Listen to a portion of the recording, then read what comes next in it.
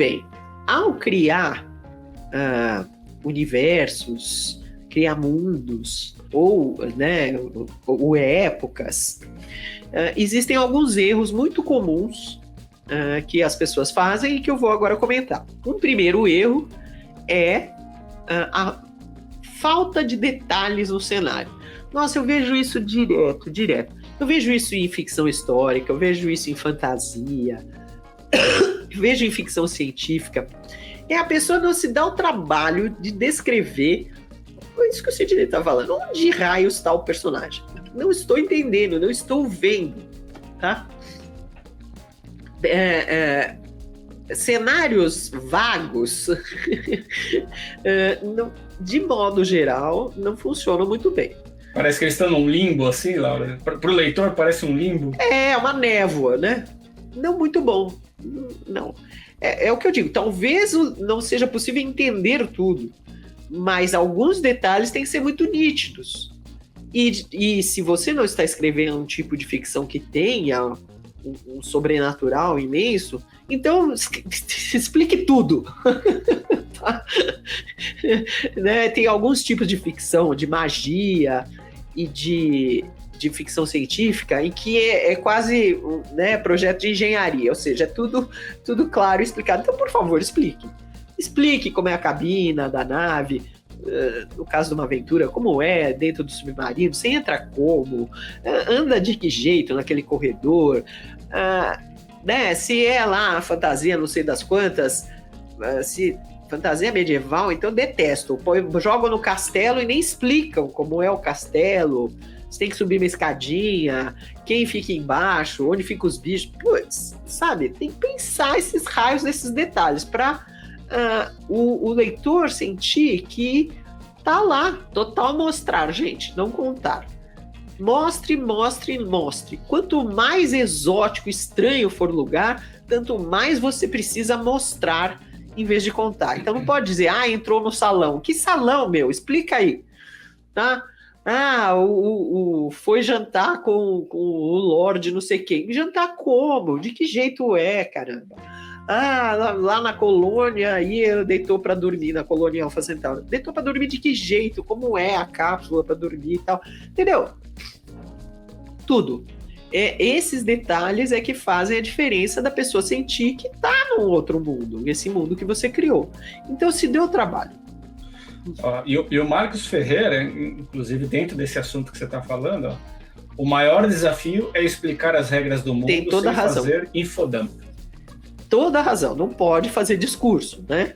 Então, o truque, em geral, é fazer alguém que não conhece aquele lugar entrar e aí ser apresentado, não saber o que fazer, e alguém dá uma explicadinha, olha, tem isso, tem aquilo, né? Um aprendiz, né? Isso é o método clássico. Um aprendiz chega no lugar, então vai até ele conseguir se entender ali, ele vai entrando, saindo e tal, nas salas, nos lugares, e aprendendo e perguntando como é que aquilo funciona. Outro jeito, claro, é também alguém viajante, alguém que está investigando, pesquisando, então fala com várias pessoas, faz perguntas, vai aqui, vai acolá, enquanto está tentando descobrir algo, passa por vários cenários, então, de novo, a gente tem a possibilidade de ir vendo como é que aquilo funciona, simplesmente porque o personagem está para lá e para cá. Lembrando sempre, gente, que você não deve fazer o personagem passear ponto. Turismo não, tá? Turismo não é boa ficção. O personagem sempre tem que estar sendo revelado ou tendo algum conflito, fazendo o conflito se esclarecer, evoluir, aprofundar, tá?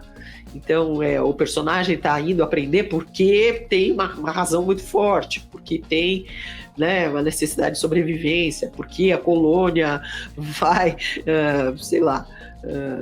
vai cair um meteoro na colônia, sei lá. A coisa tem que ter uma razão, e não tá passeando lá só para saber como é. Porque...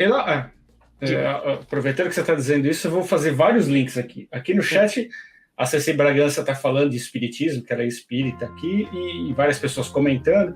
Aí eu vou fazer um link com o livro Nosso Lar e com o filme Nosso Lar. Por exemplo, mais o filme, né? O filme, por exemplo, ele é... O protagonista, embora... O protagonista é o cara lá que morre, desencarna e vai para uma colônia espiritual e tal. Okay. Mas, na minha visão, o astro do filme, né? É o lugar e não os personagens. Sei. Então, assim, mesmo no filme fica muito claro, assim, que até mais do que o protagonista, o mais importante é apresentar o mundo, aquele universo em que Mas eles não é estão chato inseridos. isso? No filme, eu vou dizer para você que eu senti falta de conflito. Então, Ficou faltando conflito, mas teve muita apresentação do ambiente. Então, assim, ficou muito claro para todo mundo o que acontece naquele mundo. Mas aí é didático, né? É um negócio chato. Vira um documentário em vez de ser uma ficção que te pegue, né? Uhum. Porque assim, a gente acha muito mais interessante aprender sobre um cenário porque o personagem precisa fazer algo ali. Uhum. Ou vai descobrir um negócio ali. Ou tá tendo um problemão ali. Entendeu? Isso sim, mas agora só entra e sai, alguém discursa, alguém abre uma tela e mostra, não sei o que, é muito chato. Diga, mas o que mais você cita? Se bem que o Nosso Lar, ele não se encaixa, o livro, né, ele não se encaixa necessariamente como um livro de ficção, né? Sim, é mais ou menos assim, o pano de fundo para apresentar as coisas. Tudo bem. Né? Pretende, mas se para funcionar como ficção, tem que ter um conflito, né? Ou vários conflitos. O personagem tem que estar em dificuldade, tem que fazer um percurso. No filme, no livro, é mais trabalhada essa questão dos conflitos do personagem. Sim. Né? As histórias espíritas que podem, né, de um lado elas são consideradas, para quem é espírita, elas são consideradas religiosas, né? Mas para quem não é espírita, elas são consideradas fantasia. Elas precisam, para funcionar como ficção, elas precisam ter esse desenvolvimento, ou seja, explicar direitinho a época, explicar os limites, como é que é essa história de reencarnar, não é, como é que funciona, como se comunicar ou não, ou seja, todos os limites ali e o conflito da pessoa, né? Em geral, eles são bons em explicar isso, né? Quem brigou, quem matou, quem não sei o que numa vida, aí volta em outra, lembrando, tarará. Então, esses conflitos são necessários, senão a gente tem... É isso, uma coisa didática, infodump, que nem estava dizendo aqui, o autor amigo, e fica muito chato. Não pode, não. E mais aqui uma questão que eu acho que ficou interessante também, casa com esse momento aqui. Criaram, o Vinícius Machado, né? Criar um local imaginário ajuda para evitarmos gafes históricas e geográficas. Numa cidade inventada, as ruas, montanhas, rios, etc., ficam onde a gente quiser. Verdade, Vinícius, mas você tem que imaginar de uma forma que seja consistente. Verdadíssimo. Mas é muito comum as pessoas imaginarem uma montanha que fica num lugar absurdo. Tomar cuidado para o leitor não se perder nesse cenário, né? Isso, e o cenário faz sentido. Que ele seja inventado. Então, se tem uma montanha enorme lá e tem um rio, evidentemente o rio vai ter que escorrer da montanha, não pode subir a montanha, essas coisas, né? Então tem que ter uma lógica. Né? Eu acho que na leitura tem que ficar claro, a montanha tá para tal lugar. Isso. A casa que o cara tá indo tem que estar mais claro onde está cada coisa no cenário, né? Exatamente. Então, se você inventa... Aliás, uma das dicas é, se você tem um mínimo de possibilidade, você desenhar. Fazer mapas, desenhar salas, desenhar esses lugares que você está imaginando. Mesmo que isso não vá ser mostrado, não vai ser publicado, mas para você materializar aquilo para você mesmo. Inclusive, quando você se imaginar lá, andando para lá e para cá, você perceber todos os detalhes. Depois você escolhe o que você vai contar para os leitores, tá?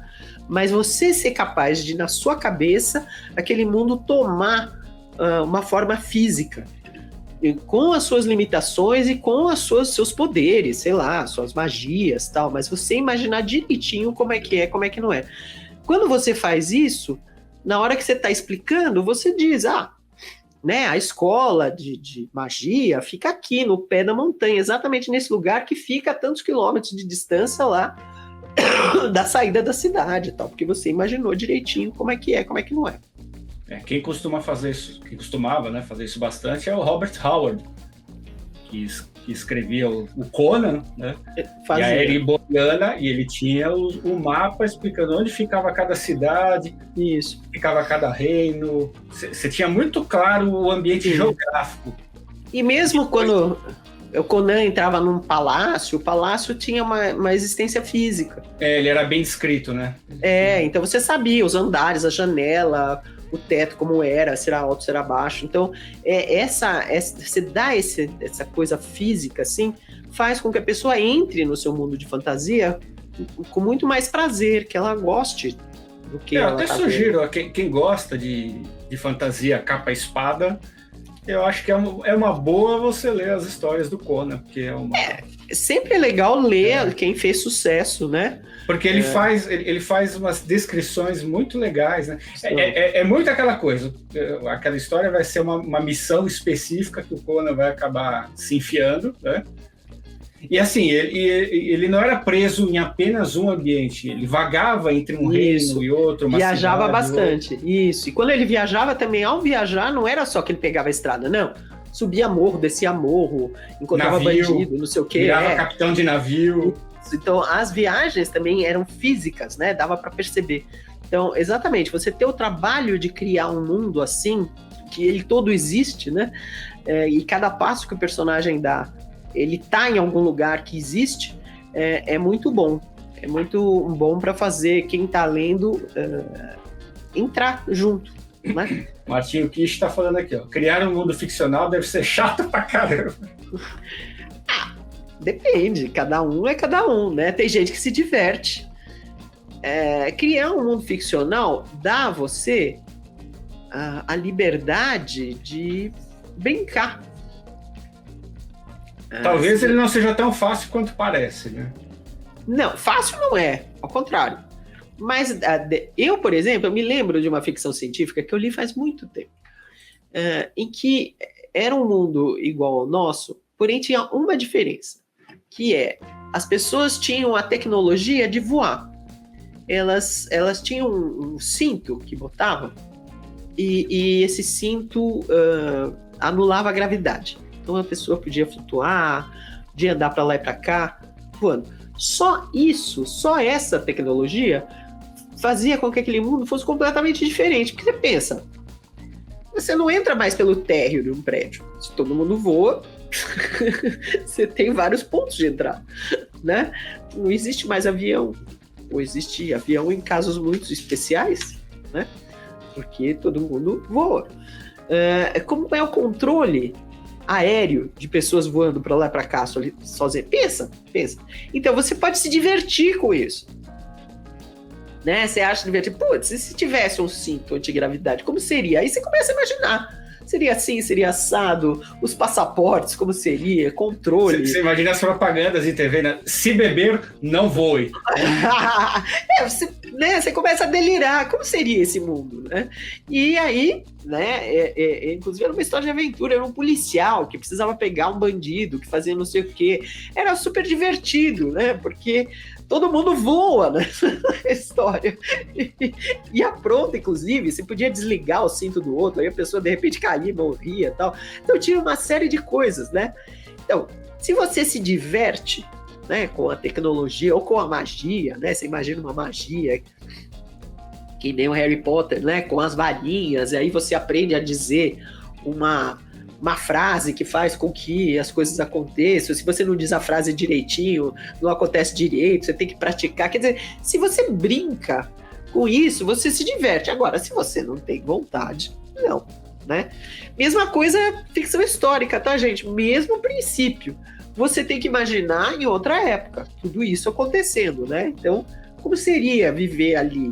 Como seria a alimentação? Putz, alguém que não sabe isso, como vive? Né? Alguém que não tem noção de germes, por exemplo, como vive? Alguém que acha isso, que acha que o mundo acaba logo ali, sei lá, dependendo da época, né? Como vive? Como é essa história? você pode se divertir, ou não, né? Segundo erro, crianças, a pessoa cria um mundo ou joga numa ficção histórica para época X, estão aqui em 1802, e aí os personagens não interagem com aquele mundo.